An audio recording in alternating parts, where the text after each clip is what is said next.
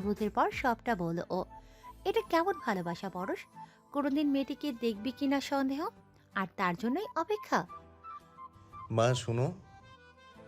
তুই যদি আমাকে একটু হলেও ভালোবাসিস, তোমার সাথে বিয়েতে রাজি হবি। দেখ পরশ, মেয়েটি যেই হোক মেনে নিতে আমার অসুবিধে ছিল না, কিন্তু তুই যেটা করতে চাচ্ছিস এসব পাগল ছাড়া কেউ করে না। জাস্ট পাগলামি। একজন সাইকিয়াট্রিস্ট হয়ে ছেলে মানুষই কিভাবে করতে পারিস তুই? যাক, তোহার মা ওর রাজি আমার প্রস্তাবে। ওর বাবা দেশের বাইরে থেকে আসবে মাসখানেকের মধ্যে, তারপরে তোদের বিয়েটা হবে। এর বাইরে আমি আর কিছুই শুনতে চাই না। নিয়ে সেখান থেকে চলে গেলেন সাফিনা আহমেদ। তোহা বলল, সরি পরশ, আমি আসলে আন্টিকে কিছু জানাতে চাইনি, কিন্তু উনি যেভাবে মাথায় হাত দিয়ে। থাক তোহা, আমি জানি তুই কেমন। পরশের মলিন মুখের দিকে তাকিয়ে তোহা বলল, মাঝে মাঝে ভাগ্যকে মেনে নিতে হয় রে। মেনে নিতে বলছিস? তবে হাতে এখনো 1 মাসের মতো সময় আছে, এর মাঝে ছোঁয়ার দেখা পেয়েও যেতে পারিস। তখন তুই কষ্ট পাবি না? মোটেও না, আমি তোকে সেই চোখে কখনো দেখিনি, আর কথা দিচ্ছি দেখবও না, কিন্তু বাবা না আসা অবধি। ছোট্ট একটা নিঃশ্বাস ফেলে পরশ বলল, আমার ভালোবাসা সত্যি হলে ওর দেখা আমি পাবই। সোফার উপরে হেলান দিয়ে বসে গল্পের বই পড়ার চেষ্টা করছে ছোঁয়া। অবসর সময় বই পড়তে ভালোবাসে সে, এতে করে একাকী সময়টাও কেটে যায় তার। তাই আজও বই নিয়ে বসেছে সে, কিন্তু কেন যেন আজ পড়তে তার একদমই ইচ্ছে করছে না। প্রেমের কাহিনী পড়ে তার মনের ভেতর এক ধরনের অস্থিরতা কাজ করতে শুরু করলো। কেন এমন করছে এটা তার অজানা নয়। ইদানিং এসব কাহিনী পড়লে হিংসে হয় তার। একটা সময় সে বিরক্তিতে বইটা সোফার একপাশে ছুঁড়ে মারলো। নয়নতারা এতক্ষণ যাবৎ ছোঁয়ার কর্মকাণ্ড লক্ষ্য করছিল। সে জিজ্ঞাসা করলো, কি হয়েছে? কিছু না। আমাকে বল। বলে কি হবে? আগেও বলে লাভ হয়েছিল কি? থেমে গেল নয়নতারা। এখন কিছু জিজ্ঞাসা না করাটাই উত্তম মনে করলো সে। এমন সময় পাশের বাসার মধ্যবয়সী মহিলা জহুরা খাতুন এসে বললেন, কিরে নয়নতারা, কোনো কাজ পেলি না? না আন্টি, তা সংসার চলছে কেমনে? যা জমানো ছিল তা দিয়ে আপাতত চলছি। আমার কাছে লুকোতে হবে না আর। হবু শ্বশুর বাড়ি থেকে চালাচ্ছে বল। এমন কিছু না। এমন কিছু না কেন? বিয়ের আগে সমস্ত দায়িত্ব ওদের ঘাড়ে চাপাতে পারি না। তাহলে কিছু তো করা উচিত।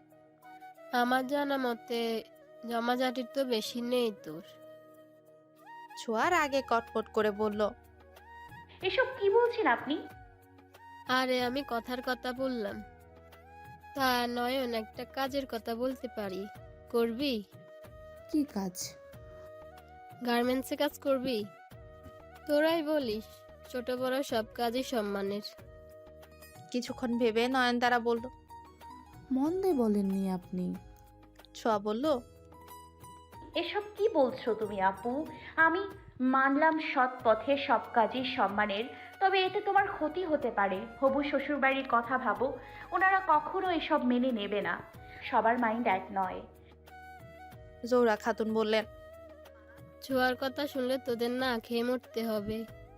কাজ করতে চাইলে আমাকে বলিস, আমি ব্যবস্থা করে দেব সব। স্থায়ী কাজ, ভালো বেতন পাবি। আর কি চাই? সিদ্ধান্ত নে তুই, আমি গেলাম। জহুরা খাতুন চলে যেতেই নয়নতারা বলল, সমস্যা কিছু সে না আসা অবধি বিয়েটা আমি করতে পারছি না। বিয়ের আগে তাদের কাছে সাহায্য চাইতেও পারছি না। সংসার তো চালাতে হবে, আমি এটা করব। একান্তই যদি করতে হয় তবে আমি করব। তোমার সামনে বিয়ে। বিয়ে কি তোর হবে না? তুমি বড় বোন আমার, আমার না হলেও সমস্যা নেই। তুই ছোট বোন আমার। আমি পড়াশোনা শেষ করতে পারিনি, তুই করবি। আমি চাই তোর পড়াশোনার কোনো ধরনের ক্ষতি না হোক, আর কাজটা আমি করবই। এটাই আমার শেষ সিদ্ধান্ত। ছোঁয়া রাগান্বিত হয়ে বাড়ি থেকে বেরিয়ে এলো। এলো পাথারিয়ে হাঁটতে লাগলো সে। এভাবে হাঁটলে যেন রাগ কিছুটা হলেও কমে। এমন সময় কিছু ছেলে তাকে দেখে হেসে উঠল। ছোঁয়া দাঁড়িয়ে হাসার কারণ জিজ্ঞেস করাতে একজন বলল, শুনলাম তোমার আপা এখন বেকার। হবু বর কোথায়? টাকা দেয় না? আমরা কি ফোন করে রিকোয়েস্ট করব? না হলে চলবে কিভাবে তোমার? চুপ করে থাকার মেয়ে ছোঁয়া নয়, কিন্তু এখন তার কথা বলতে মোটেও ইচ্ছে করছে না। তাই হনহনিয়ে বাসায় ফিরে এসে চেঁচিয়ে বলল, এই রাফসানির জন্যই এত কথা শুনতে হচ্ছে আমার। আফিয়া জান্নাত বললেন, প্রথমবার ছেলেটাকে ভাই ডাকা ছাড়া কথা বললি, তাও আবার এত রাগ নিয়ে। কি হলো? কত টাকা দিয়েছে সে, যার জন্য বাইরের লোকেদের কাছেও আমাদের কথা শুনতে হবে? সে না থাকলে কি মরে যেতাম আমরা? আমি জানি ওর ওপর তোর রাগ, তাই বলে। তুমি আসলেই জানো? যদি জানতে আমাকে এতটা কষ্ট তুমি দিতে না, ওই রাফসানের জন্যই। চুপ, একদম চুপ। ওরা থাকলে আমাদের অবস্থা আরো বেশি খারাপ হতো। অকৃতজ্ঞের মতো কথা বলিস না তুই, ছোঁয়া। উনি না থাকলেও আমরা ভালোই থাকতাম, বরং আরো বেশি ভালো থাকতাম। আচ্ছা তাই? দেখি কত ভালো থাকিস। নিজে তো কিছু করার ক্ষমতা নেই। রাফসানার নয়নের ঘাড়ে বসে গিলছিস। এখন রাফসানও নেই, না আছে নয়নের চাকরি। দেখি ভালো থেকে দেখা তুই। দেখতে চাও? আমাদের সাহায্য ছাড়া গার্মেন্টসের চাকরিও তুই পাবি না। নয়নতারা বলল, মা শান্ত হও, ও বাচ্চা মানুষ, রাগের বশে বলে ফেলেছে এসব। বাচ্চা মানুষের এত কিসের রাগ? আমিও দেখব কত ভালো থাকে সে। দেখা, দেখি। আবারও বাড়ি ছেড়ে বেরিয়ে পড়ল ছোঁয়া। তার নিজেরই কিছু একটা করতে হবে। মাকে তার প্রমাণ করতেই হবে মানুষের সাহায্য ছাড়াও ভালো থাকা যায়। গাড়ি চালাতে চালাতেই রাস্তার পাশে একটা বড় বটগাছের নিচে পরশ গাড়িটা পার্ক করলো। গাড়ি থেকে বেরিয়ে চারদিকটায় নজর বুলালো। বেশ কয়েকবার জায়গাটাতে এসেছে সে। নিরিবিলি একটা জায়গা। আরেকটু ভেতরে থেকে কাশবন, যেখানে কাশ ফুলের ছড়াছড়ি। দুপুরের পরপরই এখানে জোড়ায় জোড়ায় কপতিতে চারপাশ মুখরিত হয়ে পড়ে। পরশ তার গাড়িতে হেলান দিয়ে আপন মনেই বলল, হায়, ছোঁয়ার সাথে দেখা হলে এতদিনে আমরাও প্রেমিক প্রেমিকা হয়ে যেতাম। নিজের রুমে পায়চারি করছে ছোঁয়া। তার কিছু একটা করতেই হবে, এটি এখন তার মাথায় ঘুরপাক খাচ্ছে। কিন্তু করবে তা তো কি? এমন কিছু তো করতে হবে যেটায় তার পড়াশোনারও ক্ষতি হবে না, ও অনেক বেশি ভালো থাকতে পারবে সে। কিন্তু করবে কি? কোচিং সেন্টার খুলবে কি? মরতেই নিজের গালে নিজেই চর বসালো সে। তার কাছে কখনো এত বাচ্চা পড়তে আসবেই না। তাছাড়া মুখে বললেই তো একজনের পক্ষে এই উদ্যোগ নেওয়া সম্ভব না। আবারও পায়চারি শুরু করলো সে। এভাবে বেশ কিছুক্ষণ কেটে যাবার পর ফোন দিল সে রূপালীকে। হ্যালো, আমি কাজ করতে চাই রূপালী। তো কর। উফ, বাসার কাজ না, এমন কোনো কাজ যাতে আমি উপার্জন করতে পারবো, এমন কোনো কাজ যেটা পেতে বাসার কারোর হেল্প নিতে হয় না। আমার কি অফিস আছে? না, বড় বড় দোকান আছে? আমি জানি তুই কাজ দিতে পারবি না, আইডিয়া দিয়ে সাহায্য তো করতে পারবি। কিন্তু তুই কেন? এখন কোনো কথা না, কোনো আইডিয়া থাকলে সেটা দে। অভিজ্ঞতা নেই, সময় লাগবে। তুই রাখ, আমি ভেবে বলছি। উঠোনে বসে নখ কাটছিলেন সাফিনা আহমেদ। পরশকে বাড়িতে আসতে দেখে বললেন, আমার চুলটা আঁচড়ে দিবে একটু? আমি? আমার কি কোনো মেয়ে আছে যাকে দিয়ে এসব করাবো? বুয়াকে বলতে পারো।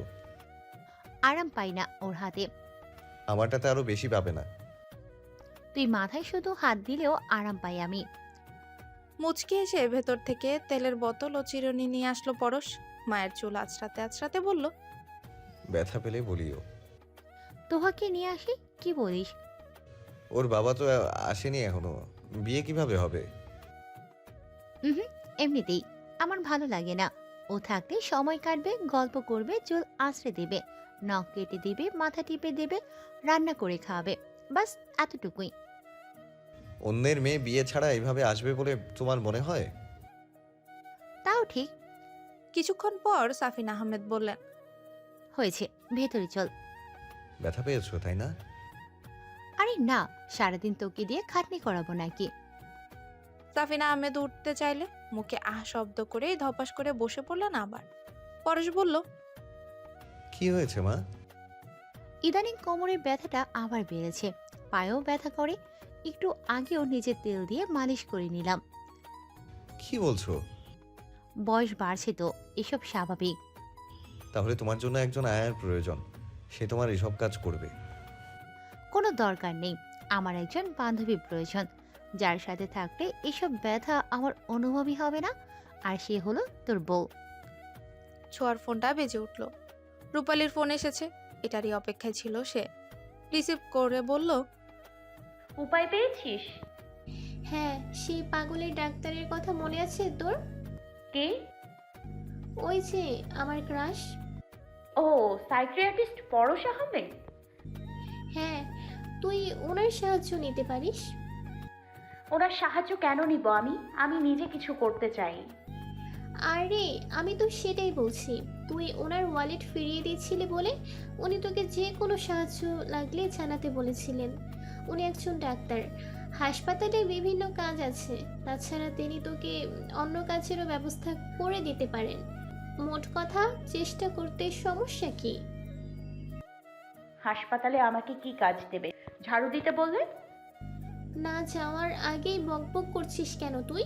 গিয়ে তো দেখ, তোর এখন কাজের দরকার। আর পরিবারের কারো সাহায্য ছাড়া কোনো কাজ পেতে এই ছাড়া আর উপায় নেই।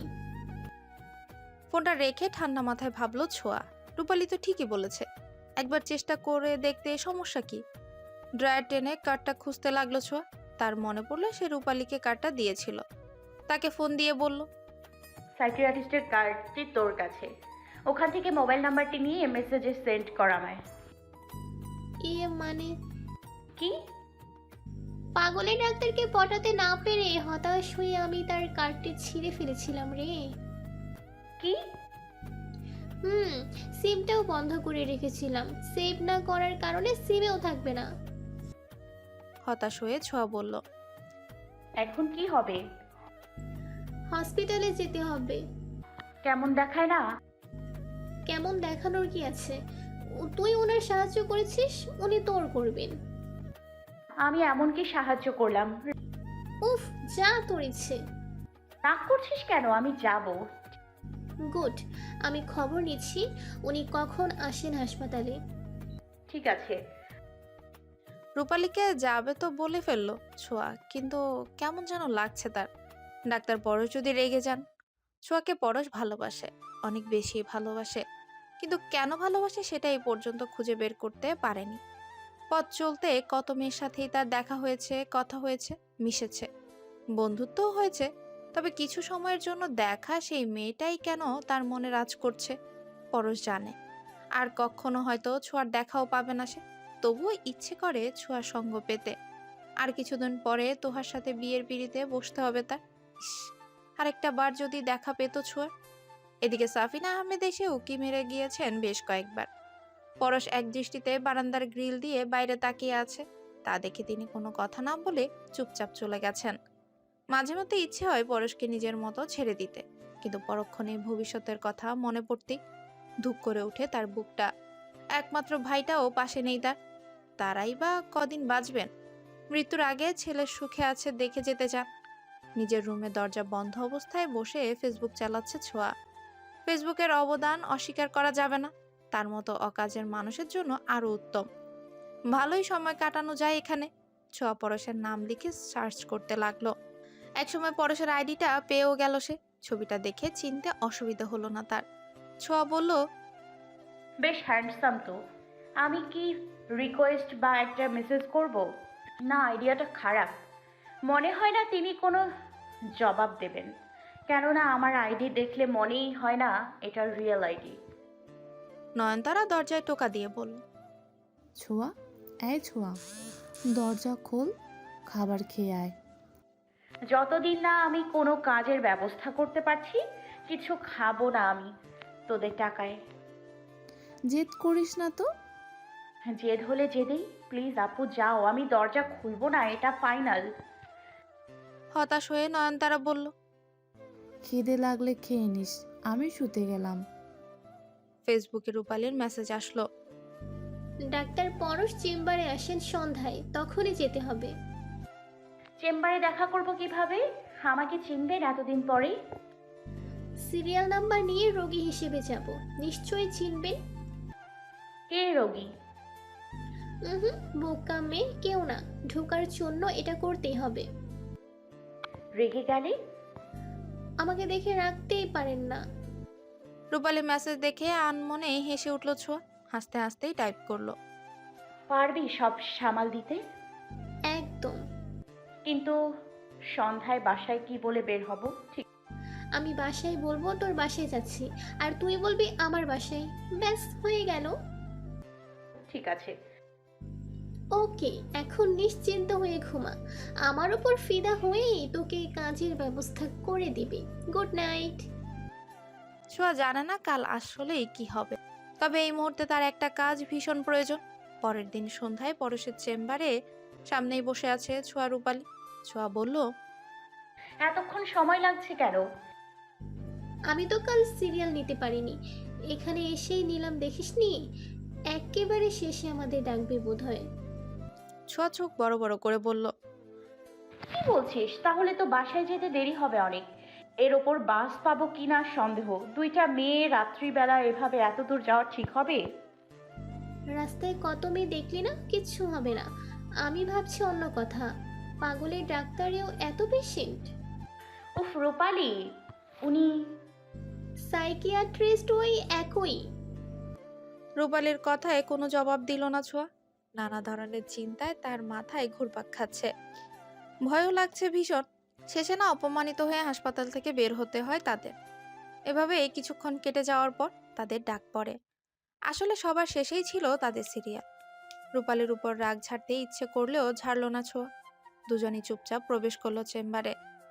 পানির গ্লাসটা হাতে নিয়ে পানি খাচ্ছিল পরশ। এমন সময় সামনে ছোঁয়াও রূপালীকে দেখে ভূত দেখার মতো চমকে গেল সে। তার হাত থেকে গ্লাসটা পড়ে যেতেই কেঁপে উঠল ছোঁয়া। রূপালী ফিসফিস করে বলল, আমাকে দেখেই বেচারার অবস্থা খারাপ, এত সুন্দরী রোগীর আশা করেনি বোধহয় সে। ছোঁয়াকে পরশ কি বলবে ভেবে পাচ্ছে না। এভাবে ছোঁয়ার সাথে দেখা হবে ভাবতেও পারেনি সে। এ কি সেই ছোঁয়া? প্রথম দেখাতেই যাকে ভালোবেসেছে সে? এ কি সেই ছোঁয়া সত্যি, যাকে নিয়ে মনের গহীনে হাজারো স্বপ্ন সাজিয়েছে সে? এ কি সেই ছোঁয়া যার নাম তার মাথায় সবসময় ঘুরপাক খায়? এ কি সেই ছোঁয়া যার জন্য অপেক্ষা করেছিল সে? নিজেকে প্রশ্ন করা বাদ দিয়ে ছোঁয়ার চোখের দিকে তাকিয়ে পরশ জিজ্ঞাসা করলো, আপনার নাম? সোয়া জান্নাত। হ্যাঁ, এই তো সেই ছোঁয়া, পরশের ছোঁয়া। এখন আর পালাতে দিবে না তাকে সে। পরশ নিজেকে স্বাভাবিক করে বলল, প্লিজ বসুন না আপনারা। ছোঁয়া রূপালী বসতেই পরশ বলল, রোগীকে? রূপালী বলল, আমি মনে হচ্ছে হার্টবিট বেড়ে যাচ্ছে। সরি। ছোঁয়া চোখ গরম করে তাকাতে রূপালী বলল, এইসব ছাড়ুন, আপনি আমাদের চিনেছেন? পরশ একটু ভাব নিয়ে বলল, না তো। অকৃতজ্ঞের মতো কথা বলবেন না, ছোঁয়া কত বড় উপকার করেছিল আপনার, মনে নেই? আরে আপনার ওয়ালেট ফেরত দিয়েছিল সে। পরশ মাথা নেড়ে বলল, ও হ্যাঁ, মনে পড়েছে। আপনি বলেছিলেন সেদিন যে কোনো সাহায্য লাগলে আপনার কাছে আসতে। হ্যাঁ, তাই বুঝিয়ে আপনার চিকিৎসা করানোর জন্য আমার কাছে এনেছে আপনাকে? পরশের কথা শুনে রূপালী মুখটা ফ্যাকাশে করে বলল, তা নয়, আমি কোনো পাগল নই, অন্য সাহায্য। আসলে ছোঁয়ার একটা কাজের প্রয়োজন। ওর বাবা নেই, বড় বোন যেখানে শিক্ষকতা করতেন স্কুলটাও বন্ধ হয়ে গিয়েছে, বিপদে পড়ে গিয়েছে তারা। আপনি যদি কোনো একটা কাজ দিয়ে সাহায্য করতেন, না মানে আপনাদের হাসপাতালে তো কত কাজই আছে, ও অনার্স করছে এখন, আপনি একটু দেখুন না কোনো কাজ দেওয়া যায় কি না। ছোঁয়ার চোখের নিচের কালি পরশের চোখ এড়ায়নি। সেদিন তাদের কথোপকথন যতটুকু পরশ শুনেছিল ততটুকুতে বুঝেছে অন্যের সাহায্যে চলার মেয়ে ছোঁয়া নয়। তাই ইচ্ছে থাকলেও সে এমনিতেই ছোঁয়াকে সাহায্য করতে পারে না। ছোঁয়া তো গ্রহণ করবেই না। এদিকে পরশের জবাব শোনার জন্য অস্থির হয়ে আছে ছোঁয়া। অপরিচিত ব্যক্তিটির কাছে খুব বেশি কি চেয়ে ফেললো সে? উপকার করে প্রতিদান চাইছে ছোঁয়া, এছাড়া আর কি বা করতে পারে? বোনকে গার্মেন্টসে কাজ করতে দিতে পারে না সে, এসব তার হবু শ্বশুর বাড়িতে মেনে নিবে না।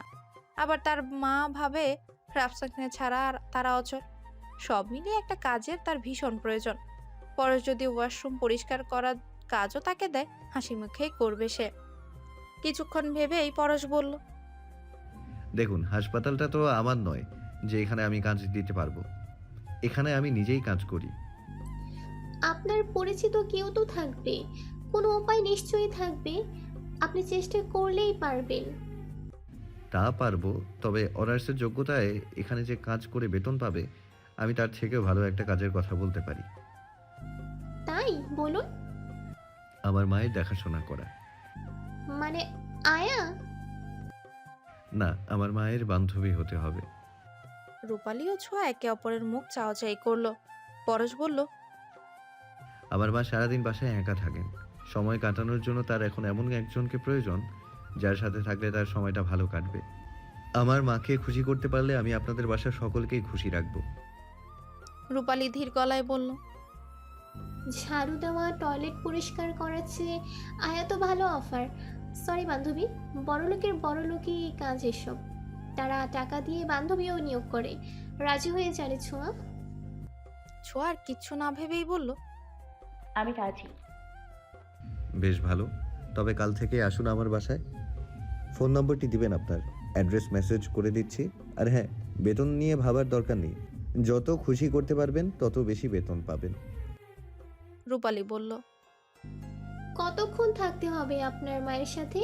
না মানে আমাদের বাসা এই হাসপাতাল থেকেও দূরে। আপনার বাসা কোথায় এটাও আমরা জানি না। সময়টা যদি ঠিক করে দিতেন ভালো হয়। বেতনের সাথে ছোঁয়ার গাড়ি ভাড়ার কথাও একটু ভাববেন।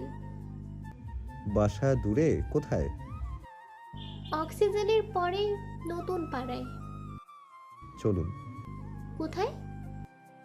আপনাদের বাসা দেখে আসবো, তারপর এসব বিবেচনা করব। আপনি যাবেন আমাদের সাথে? হ্যাঁ, আমার আর পেশেন্ট নেই এখন, সমস্যা নেই। আপনারা বাইরে ওয়েট করুন, আমি আসছি। রূপালীরা বের হতেই পরশ বিড়বিড় করে বলল, এত রাতে একা ছাড়তে পারি না ছোঁয়াকে। একটা দায়িত্ব আছে না আমার ভালোবাসার মানুষের প্রতি। পরক্ষণে তার মায়ের কথা মনে পড়ল। ছোঁয়াকে এসব বলে ফেললো, কিন্তু তার মা কি রাজি হবে? তিনি যদি এসবের দরকার নেই বলেন? বান্ধবী হিসেবে তার বউকে চেয়েছেন তিনি। তোহার সাথে বিয়ে ঠিক হয়ে আছে তার। এদিকে ছোঁয়াও তাকে ভালোবাসে কিনা না জেনে মাকে নিজের ভালোবাসার কথাও জানাতে পারে না সে। এখন জানানো যাবে না কিছু, অন্য কোনো ব্যবস্থা নিতে হবে। বাড়ির প্রায় কাছাকাছি চলে আসতেই পরশের উদ্দেশ্যে ছোঁয়া বলে ওঠে,